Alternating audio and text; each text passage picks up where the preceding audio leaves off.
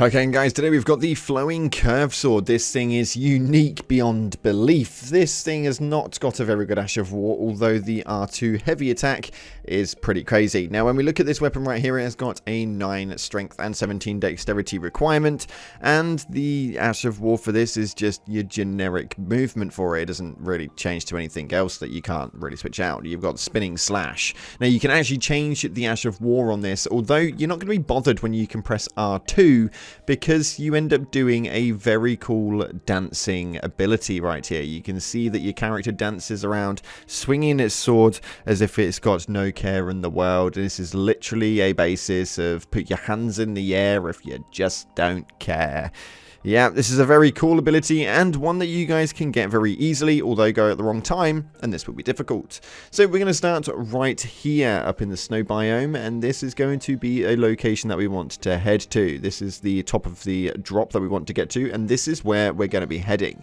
So when we get through here, we are going to be following the north location. Follow north up until a point where you start to level out and the floor starts to get a little bit bumpy. You will notice that there will be a dog with a arrowman on top of it.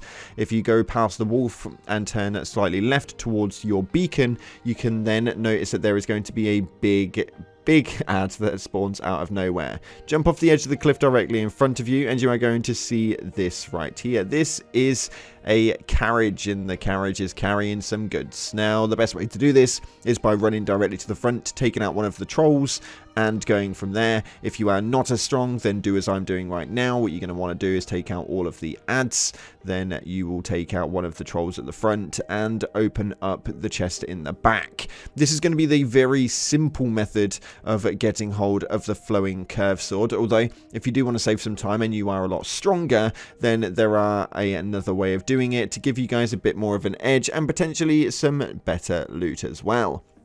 What you can do is by taking this to nighttime, it will spawn in some very interesting creatures. But right now, we're just going to show you this for 2 seconds. These ads that we're attacking right now with the crossbows, please do be careful. They have explosive rounds and they are very, very strong. So please do be careful.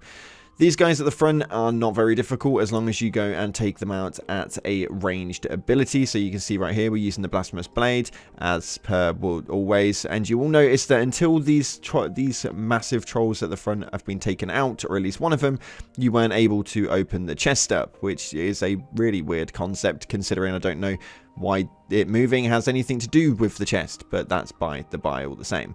We're going to take out this one on the right hand side, and as you can see, if you do it at range, it is very easy to do, so they just don't even bother with you. Although if you get too close up to them, they will stomp, which causes a slight AoE damage, and they do cause a decent whack of damage. But the first one is out and the carriage has now stopped, which means that we can go directly up to this bad boy and open up the chest in the back.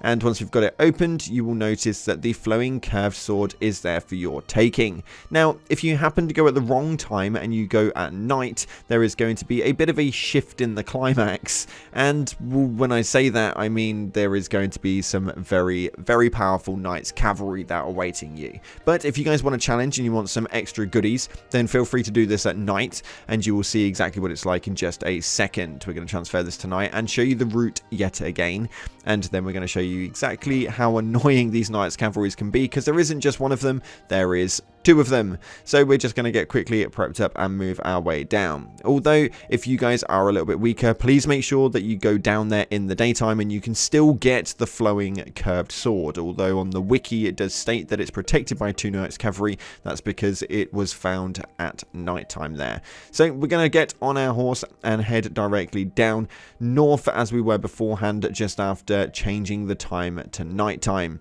This again is not going to change any of the ads on the route over there, so do not panic. It's not going to make it any harder to get there, although it is significantly harder once you do get there. We're going to follow the north line yet again and set our markers exactly where we were before. Once we get to a certain point, you will notice that it all feels a little bit different. The floor gets a little bit bumpier, at which point you want to slightly turn towards your beacon. Here we go now, and we're going to make our way through, and you're going to see that big dude yet again. He does quite a bit of damage, so please do be careful. Anywho, we're going to make our way down here, and you are going to see right next to this now, the carriages have got 2 of those Bloody Knights cavalry, and they are not a joke either. If you guys have fought these beforehand, they are quite nippy, they are quite agile, and anything that you guys think you can do with a bit of an AoE damage output is not going to work so much. You either have to be on horseback, or you want to make sure that you are dual equipping and make sure you've got a decent build to take them out. Anywho, that's all we've got time for today. If you haven't already, smash the beautiful blue thumbs up and subscribe with post notifications turned on. It'd be greatly appreciated. Thank you so much again for watching, guys. I appreciate all your faces, but as always, up until the next time, I'll see you in the clouds.